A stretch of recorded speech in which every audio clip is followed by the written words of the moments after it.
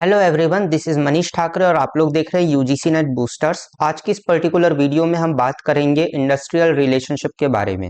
Okay, तो हम detail में समझेंगे कि इंडस्ट्रियल रिलेशनशिप क्या होता है, इसके ऑब्जेक्टिव्स क्या होते हैं, कौन कौन से कंपोनेंट्स होते हैं और कौन कौन से अप्रोचेस होते हैं इंडस्ट्रियल रिलेशनशिप के रिगार्डिंग।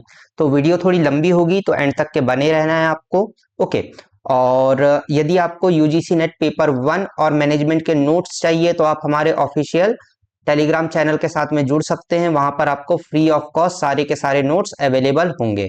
और यदि आप चैनल पे न्यू हैं तो सब्सक्राइब जरूर कर लीजिए। ओके, तो मीनिंग समझते हैं कि इंडस्ट्रियल रिलेशनशिप क्या होता है। इंडस्ट्रियल रिलेशनशिप ये क्या होता है? रिलेशनशिप होता है बिटवीन एम्प्लॉयर एंड एम्प्लॉइज और ट्रेड यूनियन। ओके, एम्प्लॉयर्स और एम्प्लॉय या ट्रेड यूनियन के बीच में। ट्रेड यूनियन क्या होता है? वर्कर्स का यूनियन। ओके, कि एकता में शक्ति होती है। आप लोगों ने यदि पुरानी फिल्में देखी होंगी अमिताभ बच्चन की, तो वो आपको बहुत जगह पर ट्रेड यूनियन के लीडर देखने को मिले होंगे, है ना। तो जैसे और कौन सी मूवीज है, जुदाई मूवी में, है ना, जुदाई मूवी में वो वर्कर का यूनियन लीडर रहता है। ओके, तो जो वर्कर्स होते हैं उनका यूनियन, ताकि वो अपने बात को अच्छी तरीके से रख पाए मैनेजमेंट के सामने, इसलिए वो क्या बनाते हैं? यूनियन बनाते हैं और अपना लीडर चुनते हैं ताकि वो रिप्रेजेंट कर सके एम्प्लॉइज को बिफोर एम्प्लॉयर। ओके, तो ये क्या होता है? रिलेशनशिप होता है एम्प्लॉयर और एम्प्लॉइज या यूनियन के बीच का। उसको हम क्या बोलते हैं? इंडस्ट्रियल रिलेशनशिप बोलते हैं। इंडस्ट्रियल रिलेशनशिप कंसिस्ट करता है क्या? Relationship among management workers, the role of of the regular mechanism. Regularity mechanism में क्या आएगा? रूल्स एंड रेगुलेशंस किस प्रकार के हैं, मैनेजमेंट से किस प्रकार के का कम्युनिकेशन है एम्प्लॉइज के बीच में। ठीक है, रिगार्डिंग इंडस्ट्रियल डिस्प्यूट, किसी भी प्रकार का यदि डिस्प्यूट होता है तो किस चैनल से होकर के लेबर्स अपनी या एम्प्लॉइज अपनी बात रख सकते हैं, कम्युनिकेट कर सकते हैं एम्प्लॉइज के एम्प्लॉयर के सामने। ये क्या है? इनफॉर्मली हम बोला जाए तो ये क्या है? एक सिस्टम है जिसमें हम किस चीज की बात करते हैं? सिस्टम की बात करते हैं, रूल्स एंड रेगुलेशंस की बात करते हैं।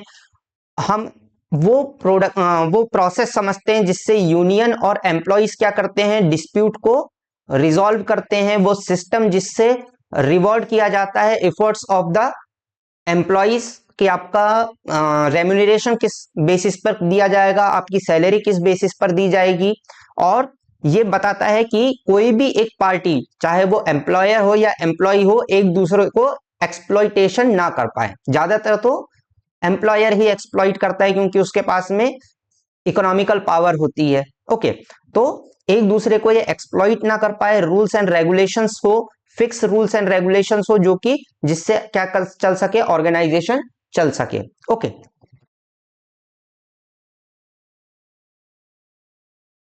इसको जो रेगुलेट करने वाली ग्लोबल बॉडी है वो क्या है? द इंटरनेशनल लेबर ऑर्गेनाइजेशन, जो कि स्टैंडर्ड सेट करती है किसी भी ऑर्गेनाइजेशन में किस प्रकार से ट्रीटमेंट होना चाहिए एम्प्लॉइज का और किस प्रकार का रिलेशनशिप होना चाहिए एम्प्लॉयर और एम्प्लॉय के बीच में। तो ये क्या है? इंटरनेशनल लेबर ऑर्गेनाइजेशन है जो कि इंडस्ट्रियल रिलेशनशिप के साथ में डील करती है, इधर विथ रिलेशनशिप विथ स्टेट, यानी कि हमारी गवर्नमेंट जो कि पावर में है, और एम्प्लॉयर और वर्कर्स एंड वर्कर्स ऑर्गेनाइजेशन, है ना। वर्कर की ऑर्गेनाइजेशन क्या होगी? यूनियन होगी। और the relationship between the occupational organisation themselves. Okay, कि ऑर्गेनाइजेशन के विद इन भी किस प्रकार का सिस्टम रखा जा रहा है, इसको भी देखने वाली और उसके लिए रूल्स एंड रेगुलेशंस बनाने वाली जो ऑर्गेनाइजेशन है वो क्या है? इंटरनेशनल लेबर ऑर्गेनाइजेशन है। ओके, अब हम समझते हैं कि फॉर्म द वेरियस डेफिनेशंस, जो भी हमारे पास में डेफिनेशंस ऊपर दी गई है, हम क्या समझ सकते हैं कि जो लेबर रिलेशनशिप होता है वो क्या होता है? आउटकम होता है एम्प्लॉयर और एम्प्लॉय के बीच के रिलेशनशिप का, है ना, विद इन दी ऑर्गेनाइजेशन। ये क्या होता है?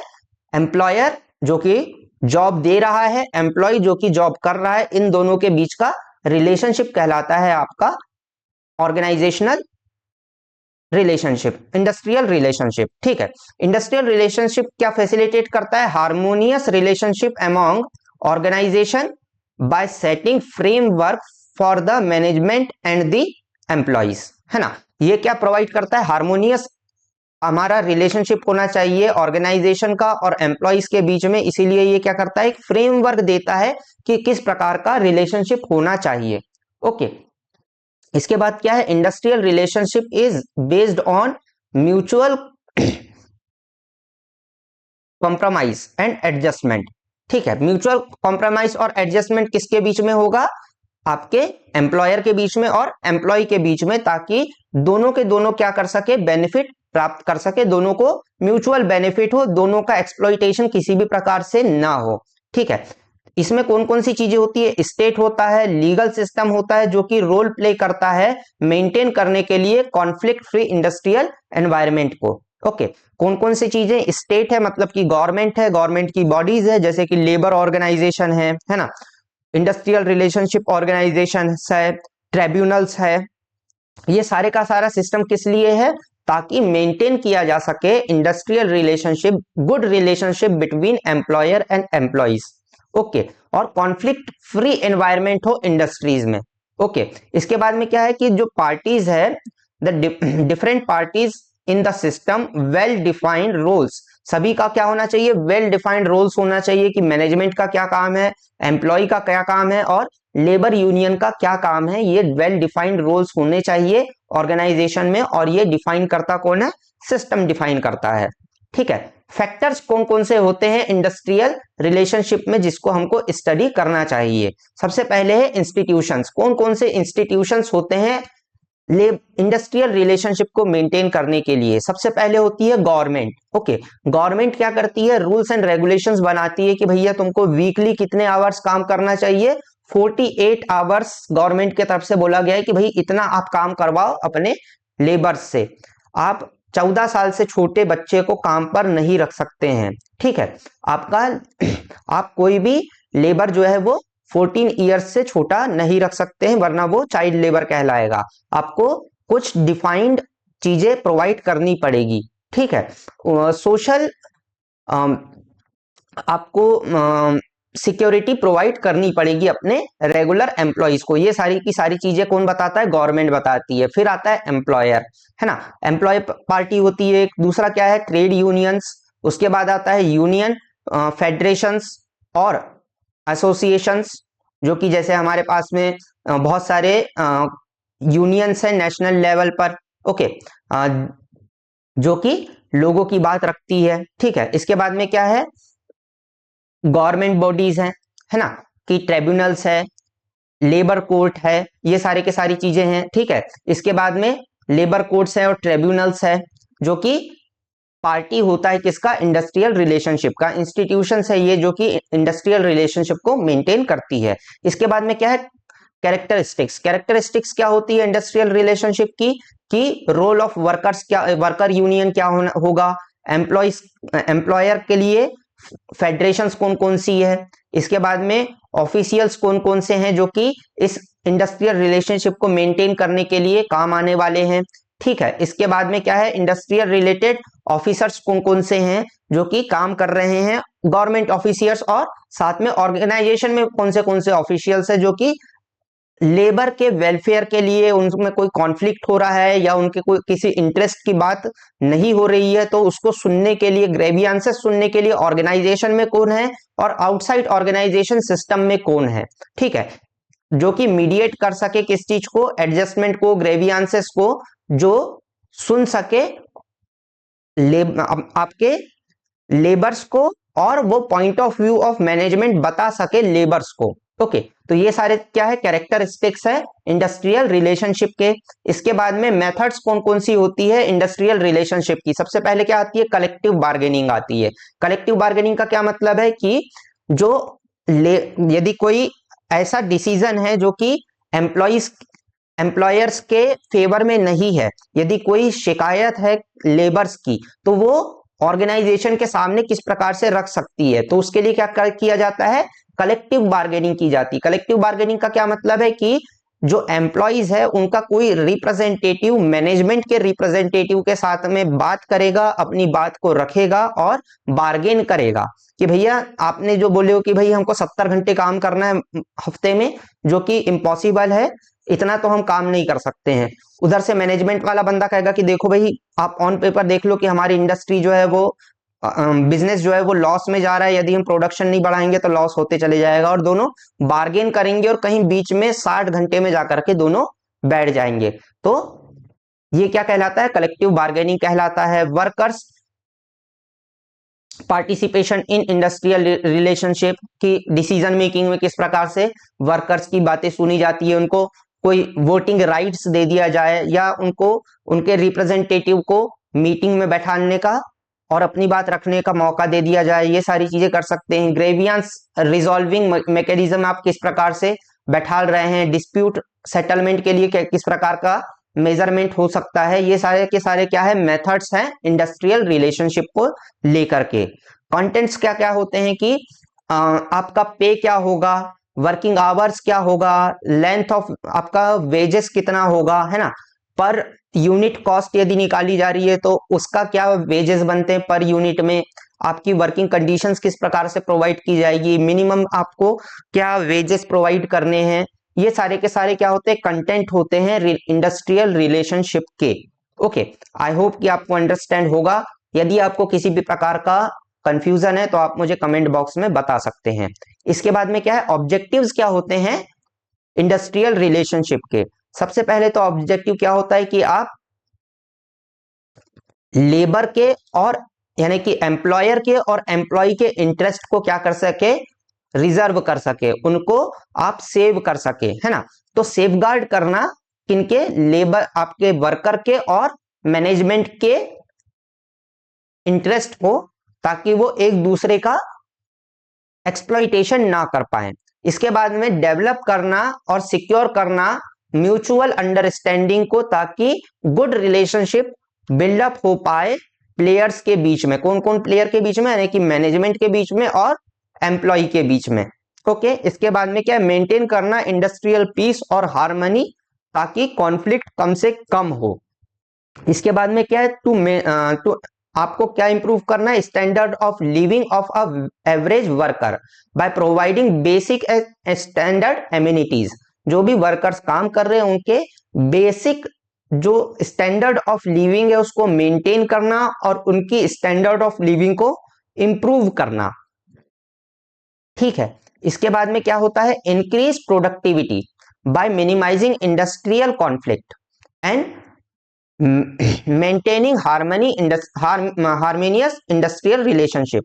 कि आप क्या कर रहे हैं कि आप कॉन्फ्लिक्ट को मिनिमाइज कर रहे हैं, ताकि क्या हो पाए, आपके प्रोडक्टिविटी बढ़ जाएगी ऑटोमेटिक, है ना, और एक हार्मोनियस रिलेशनशिप आप बिल्डअप कर पाएंगे। इंश्योर करना डिसिप्लिन इन ऑर्गेनाइजेशन, किसी प्रकार का मिस डिसिप्लिन आपको देखने को, इनडिसिप्लिन आपको देखने को न मिले ऑर्गेनाइजेशन के अंदर।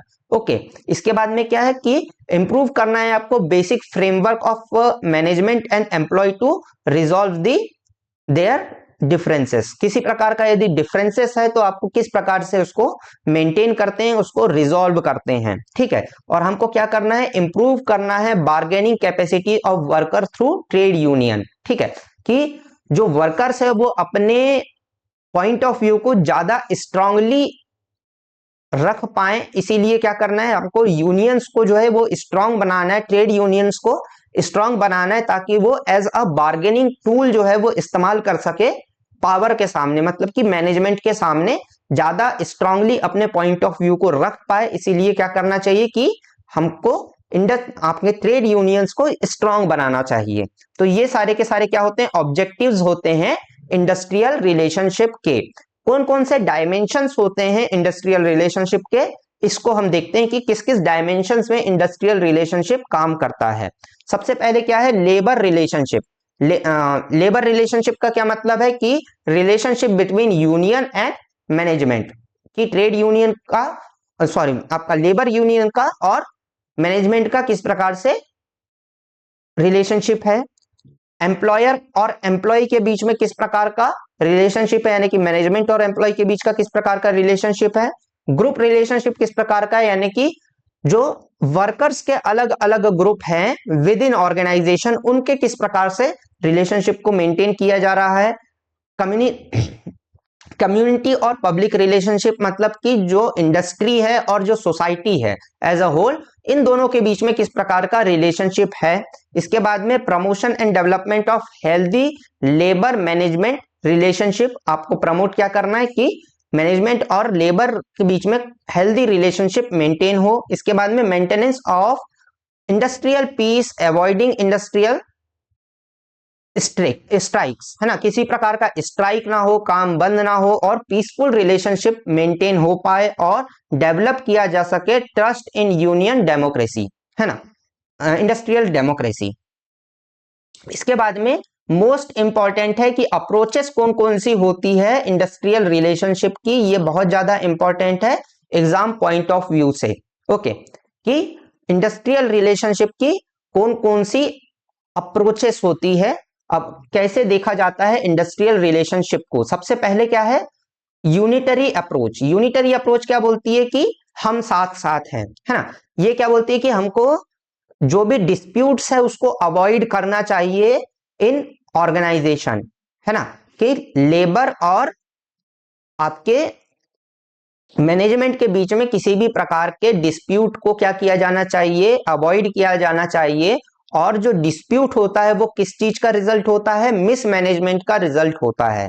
ओके, तो जो यूनियन है उसको क्या किया जाना चाहिए, यूनियन को ये करना चाहिए कि वो मैनेजमेंट के साथ में मिल करके काम करे, है ना, कि मैनेजमेंट और लेबर यूनियन जो है वो मिल करके काम करे और डिस्प्यूट को कम से कम कर दे। और जो मेन इसका जिसकी रिस्पॉन्सिबिलिटी है वो किसकी है, वो मैनेजमेंट की रिस्पॉन्सिबिलिटी है। ठीक है, तो ये अप्रोच क्या है, ये देता है कोऑपरेशन, इंडस्ट्रियल टीम वर्क और ट्रीटमेंट और टीम वर्क को और शेयर्ड गोल्स को ये साथ में लाने की कोशिश करता है। ठीक है, इसके बाद में कौन सा हमारा अप्रोच आता है, हमारा प्लूरलिस्टिक अप्रोच आता है। ठीक है, इसमें क्या बोला जाता है कि भैया जो कॉन्फ्लिक्ट है ये इनएविटेबल है, कॉन्फ्लिक्ट को हम कभी भी अलग नहीं कर सकते हैं इंडस्ट्री से, कॉन्फ्लिक्ट होगा ही होगा। ठीक है, तो हमारा क्या अप्रोच होना चाहिए इंडस्ट्रियल डिस्प्यूट को लेकर के कि किस प्रकार से हम डिस्प्यूट को रिजॉल्व कर सकते हैं, इसके ऊपर हमको ध्यान देना चाहिए।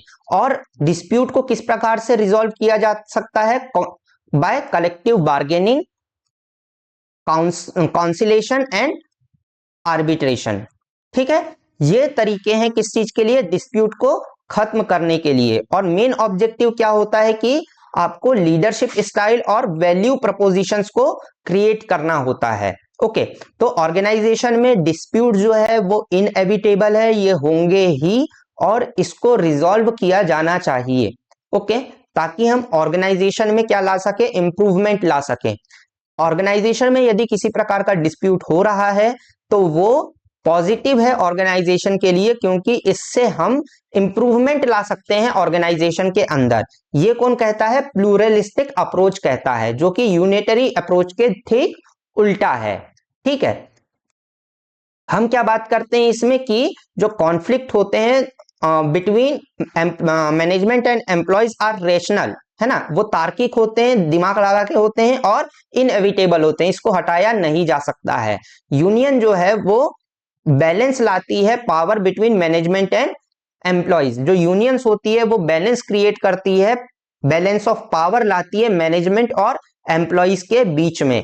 ये जो प्लूरलिस्टिक अप्रोच है ये स्ट्रॉन्ग यूनियन को क्या करती है, वो एडवोकेट करती है, not only desirable but necessary, है ना, और ये डिजायरेबल नहीं है, ये नेसेसरी है कि यूनियंस स्ट्रांग हो ताकि वो मैनेजमेंट के सामने अपने पॉइंट ऑफ व्यूज को रख सके।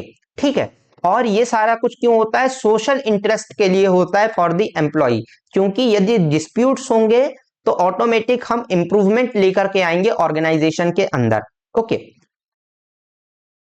तो ये क्या था, प्लूरलिस्टिक अप्रोच था। इसके बाद में क्या आता है, मार्क्सिस्ट अप्रोच। ये इंपॉर्टेंट है, इससे क्वेश्चंस हमको देखने को मिलते हैं। मार्क्सिस्ट अप्रोच क्या है, ये रेडिकल पर्सपेक्टिव देता है आपके लेबर इंडस्ट्रियल रिलेशनशिप को लेकर के। ये क्या बोलता है भैया कि ये एक तो प्लूरलिस्टिक जो अप्रोच है इसको थोड़ा सा सपोर्ट करता है कि कॉन्फ्लिक्ट तो होंगे ही, लेकिन कॉन्फ्लिक्ट क्यों होंगे इसको लेकर के मार्क्सिस्ट अप्रोच का थोड़ा डिफरेंट पॉइंट ऑफ व्यू है।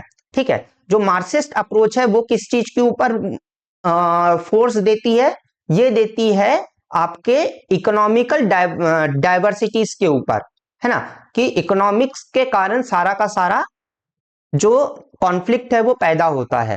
इसके हिसाब से जो कैपिटलिज्म है ये मेन कारण है इंडस्ट्रियल डिस्प्यूट का। ठीक है, कि जो कैपिटलिस्ट लोग होते हैं यानी कि जो इंडस्ट्रियलिस्ट होता है ये हमेशा अपने एम्प्लॉइज को यानी कि जो लेबर क्लास है उसको एक्सप्लॉइट करने का काम करता है। ये मानते हैं कौन, मार्क्सिस्ट अप्रोच में कार्ल मार्क्स मानते हैं।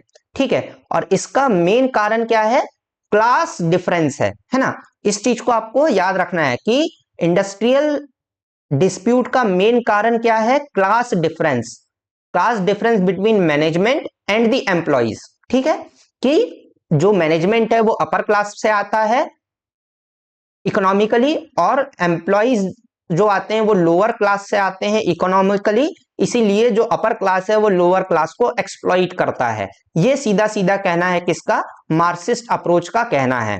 ठीक है, मार्क्सिस्ट अप्रोच जो है प्लूरलिस्टिक अप्रोच को सपोर्ट करती है पार्शियली, और ये कॉन्फ्लिक्ट जो होता है एम्प्लॉय और एम्प्लॉइज के बीच में इसको क्या बोलती है कि ये इनइविटेबल है, इसको हटाया नहीं जा सकता है। लेकिन जो कॉन्फ्लिक्ट होता है इनइविटेबल क्यों है, क्योंकि ऑल ऑर्गेनाइजेशंस में, क्योंकि ये किस चीज का है, कैपिटलिस्ट सोसाइटी के कारण ये सारा का सारा होता है। ऐसा कहना है किसका, मार्क्सिस्ट अप्रोच का।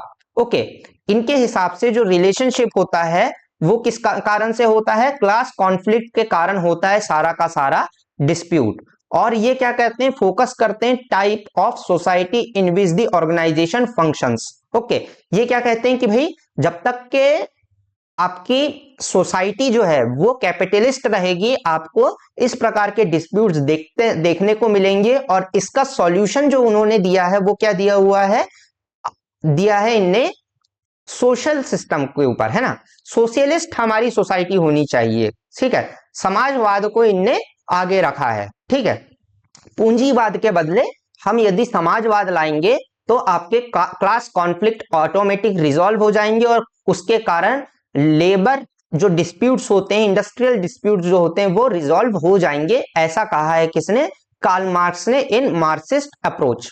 ओके, तो ये था क्या, सोशल चेंज से ही हम क्या कर सकते हैं, अपने बार्गेनिंग पावर को स्ट्रांग कर सकते हैं इंडस्ट्रीज।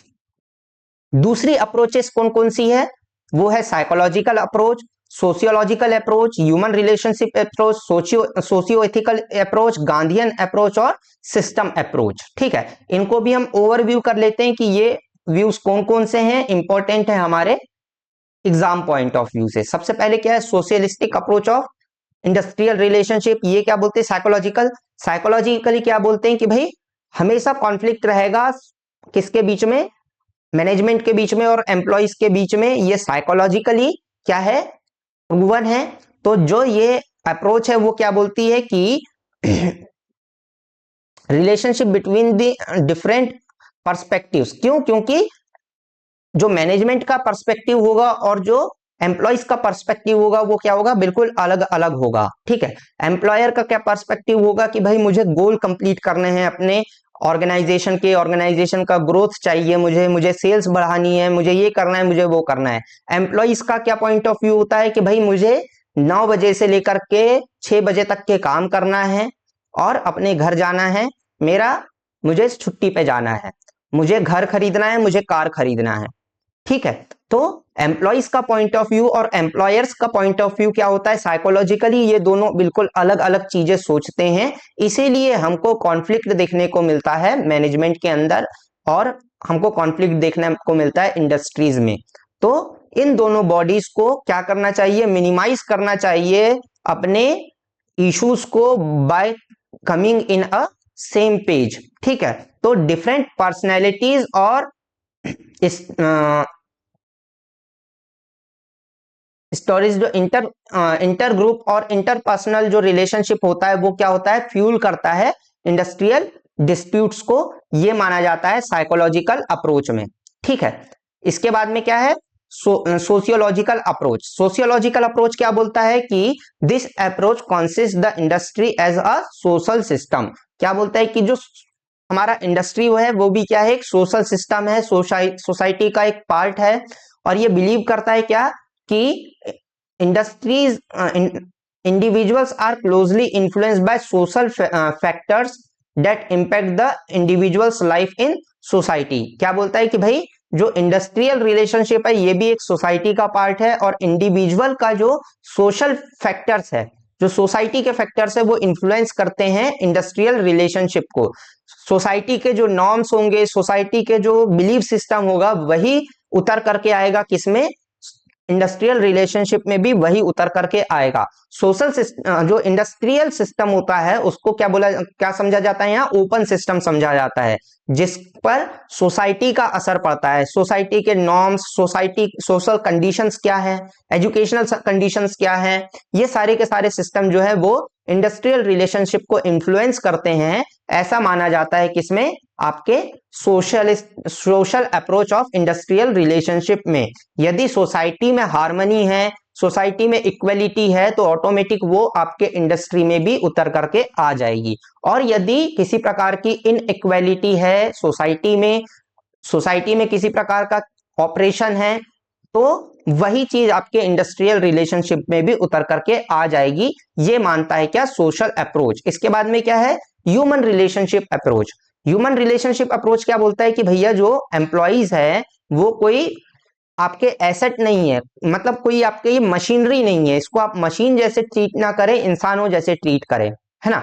कि इंडस्ट्रियल रिलेशनशिप में ये क्या कहा जाता है कि जो हैंडलिंग ह्यूमन रिसोर्स है वो डिफरेंट होता है हैंडलिंग मशीनरीज, मटेरियल या फिजिकल और फाइनेंशियल रिसोर्सेस। ओके, तो इसको ह्यूमन रिसोर्स की तरह देखा जाना चाहिए, ना कि मटेरियल के जैसे या किसी फिजिकल चीज के जैसे या फाइनेंशियल रिसोर्स के जैसे इसका इस्तेमाल नहीं किया जाना चाहिए।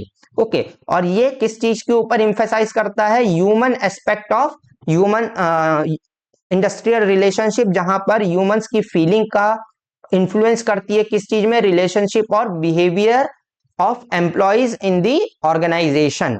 ओके, ये किस चीज के ऊपर एम्फेसाइज करती है कि ह्यूमन की फीलिंग्स किस प्रकार की होती है, वो किस प्रकार से एक दूसरे के साथ में काम करते हैं, वो किस प्रकार से चीजों को समझते हैं, इंटरपर्सनल रिलेशनशिप, ग्रुप रिलेशनशिप को क्रिएट करते हैं। ओके, और इसके बाद में क्या है, socio ethical approach. Socio ethical approach क्या बोलता है कि ये सोशलिस्ट और एथिकल अप्रोच का कॉम्बिनेशन है। ठीक है, ये अप्रोच क्या स्टेट करता है, industrial relationship aspect of having sociological reinforce ramification as well as ethical base. ठीक है, कि सोशलिस्टिक भी हमारी सोच होनी चाहिए और विथ इथिक्स होनी चाहिए। ठीक है, तो वर्कर्स और मैनेजमेंट के बीच में किस प्रकार का होना चाहिए, म्यूचुअल कोऑर्डिनेशन होना चाहिए, और साथ में रियलाइज किया जाना चाहिए कि moral responsibility towards the organisational objectives. ठीक है, कि आपके मोरल रिस्पॉन्सिबिलिटी क्या है हमारी किसी भी ऑर्गेनाइजेशन को लेकर के, एम्प्लॉइज को ये भी समझना चाहिए और एम्प्लॉयर को भी ये समझना चाहिए, और इथिकली काम करना चाहिए दोनों को मिलकर के। ठीक है, कि जो एम्प्लॉइज है उसका क्या इथिकल एस्पेक्ट है, कि जो एम्प्लॉइज है उनको ज्यादा से ज्यादा वो जितना हो सके वो रेम्यूनरेशन दे, जितनी अच्छी फैसिलिटीज वो दे सकता है वो दे, जिससे वो पैसे कमा रहा है उसको रिटर्न में कुछ ना कुछ दे, है ना। एम्प्लॉइज का क्या इथिक्स होना चाहिए कि भाई जहां पर हम काम कर रहे हैं वहां पर हम बेस्ट जो हमारा हो सकता है वो दें, हम अपनी ऑर्गेनाइजेशन के गोल्स और जो हमारी रिस्पॉन्सिबिलिटी है उसको अच्छी तरीके से निभाएं। ये क्या होना चाहिए, ये एम्प्लॉइज का इथिक्स होना चाहिए और उनकी सोशल और मोरल रिस्पॉन्सिबिलिटी होनी चाहिए। ठीक है, ये किस चीज की बात करता है? अंडरस्टैंडिंग ईच अदर्स प्रॉब्लम, कि एम्प्लॉयज और एम्प्लॉयर्स को एक दूसरे की प्रॉब्लम को समझना चाहिए और कंसिडर करना चाहिए और हेल्प करना चाहिए एक दूसरे को सही तरीके से, ताकि कॉन्फ्लिक्ट्स को रिजॉल्व किया जा सके पीसफुली। ओके, इसके बाद में क्या है? गांधीयन अप्रोच है। गांधीयन अप्रोच क्या बोलती है भैया कि यदि किसी भी प्रकार का इंडस्ट्रियल प्रॉब्लम है तो उसको पीसफुली रिजॉल्व करना चाहिए नॉन वायलेंट तरीके से। ओके, किसी भी प्रकार का ऑपरेशन नहीं होना चाहिए, एम्प्लॉयज के राइट्स को ख्याल में रखा जाना चाहिए, और यदि किसी भी प्रकार का आपका कॉन्फ्लिक्ट हो रहा है और किसी भी प्रकार का आपको लग रहा है कि आपके राइट्स को छीना जा रहा है, तो एम्प्लॉयज का ये काम है कि वो क्या करे? नॉन वायलेंट तरीके से अपने बात को रखे एम्प्लॉयर के सामने, जिसमें हम वो क्या कर सकते हैं? सत्याग्रह कर सकते हैं, है ना। सत्याग्रह को बताया है कि आप सत्याग्रह करें, नॉन वायलेंट तरीके से अपने बात को रखे, और वायलेंट तरीकों को क्या करना चाहिए? हमें अवॉइड करना चाहिए, ये कहा है गांधीयन अप्रोच ने। सिस्टम अप्रोच क्या बोलता है? सिस्टम अप्रोच बोलता है, ये बेसिक एलिमेंट्स की बात करता है, कौन की सिस्टम में कौन कौन सी पार्टीज होती है ना। पार्टिसिपेंट्स कौन कौन से हैं? जैसे कि हमारी government factor forces and other outputs. ठीक है, कौन कौन सी पार्टीज इंवॉल्व होती है आपके इंडस्ट्रियल रिलेशनशिप में? एम्प्लॉयर होता है, एम्प्लॉयज होते हैं, आपका लेबर यूनियन होता है और गवर्नमेंट होती है। तो ये जो मिला जुला करके जो सिस्टम बनता है वो क्या होती है? पार्टीज होती है आपके लेबर रिलेशनशिप की। तो इन सारे के सारे एस्पेक्ट्स जैसे वर्कर्स, मैनेजमेंट और अदर रिस्पॉन्सिबिलिटीज को मेंटेन करना चाहिए मिल करके इंडस्ट्रियल रिलेशनशिप में। ठीक है, तो ये सिस्टम के सारे पार्ट्स हैं जिनको एक साथ मिल करके काम करना चाहिए किसी भी डिस्प्यूट को रिजॉल्व करने के लिए। तो इन तीन लोगों के बीच में सिग्निफिकेंट क्या होना चाहिए? ये जो सब सिस्टम्स है ये मिल करके इंडस्ट्रियल रिलेशनशिप को मेंटेन करते हैं, एम्प्लॉयर, एम्प्लॉय और आउटर जो चीजें सिस्टम है, यानी कि हमारी गवर्नमेंट के सारे मैकेनिज्म्स, ये तीनों लोग मिलकर के और क्या करते हैं? ये सिस्टम का पार्ट है जिसमें इंडस्ट्रियल रिलेशनशिप जो है वो काम करता है। ये तीनों लोग मिलकर के यदि सही तरीके से काम करते हैं तो ऑटोमेटिक इंडस्ट्रियल रिलेशनशिप बहुत अच्छी तरीके से चलता है। ये बोलता है कौन? सिस्टम अप्रोच बोलता है। पार्टीज कौन कौन सी होती है इंडस्ट्रियल रिलेशनशिप में, हम इसको देखते हैं। The major parties in industrial relationships are employees representative यानी कि labour union, employers, association of employers यानी कि इंडस्ट्रियल यूनियंस, और गवर्नमेंट, कोर्ट्स एंड ट्रिब्यूनल्स। ये सारे क्या होते हैं? पार्टीज होती है हमारी इंडस्ट्रियल रिलेशनशिप के। एम्प्लॉयज कौन होते हैं? जो नॉर्मल वर्कर्स होते हैं ऑर्गेनाइजेशंस के। ठीक है जी, ये इनका ऑब्जेक्टिव क्या होता है? ताकि इनका ऑब्जेक्टिव ये होता है कि भाई हम अपने नौकरी को बचा सके, है ना, ज्यादा से ज्यादा हम अपनी फैसिलिटीज को ग्रैब कर सके ऑर्गेनाइजेशन से जो मिल रही है, और मेंटेन कर सके हार्मोनियस रिलेशनशिप विथ एम्प्लॉयर, और वो सेफगार्ड कर सके अपनी नौकरी को, अपनी सोशल सिक्योरिटी और फाइनेंशियल सिक्योरिटी को हम सिक्योर कर सके। ये उनका मेन एम होता है इंडस्ट्रियल रिलेशनशिप में। जो हमारी ट्रेड यूनियन होती है वो क्या होती है? इनका मेन काम होता है कि ये पावर डायनेमिक्स को मेंटेन कर सके ऑर्गेनाइजेशन के और एम्प्लॉयज के बीच में, ये डिस्प्यूट को रिजॉल्व कर सके और अपने नंबर की पावर से एम्प्लॉय अपनी रिप्रेजेंटेशन को दे सके in front of management. Okay, इसके बाद में क्या होता है? मैनेजमेंट होता है जो कि मेंटेन करता है ऑर्गेनाइजेशनल गोल्स को और एम्प्लॉयज के राइट्स को। किस प्रकार से ऑर्गेनाइजेशनल गोल को हम एम्प्लॉयज के साथ में जोड़ सकते हैं और ज्यादा से ज्यादा हम प्रोडक्टिविटी लेकर के आ सकते हैं ऑर्गेनाइजेशन में, ये काम होता है किसका? मैनेजमेंट का।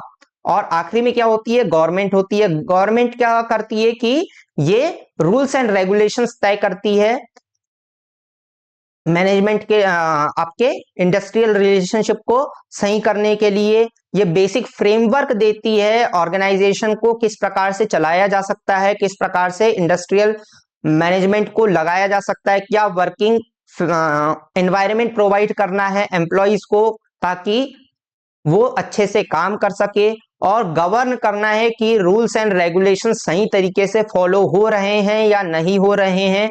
नई नई पॉलिसीज लेकर के आना जिससे इंप्रूव किया जा सके प्रोडक्टिविटी को और इंडस्ट्रियल रिलेशनशिप को। ओके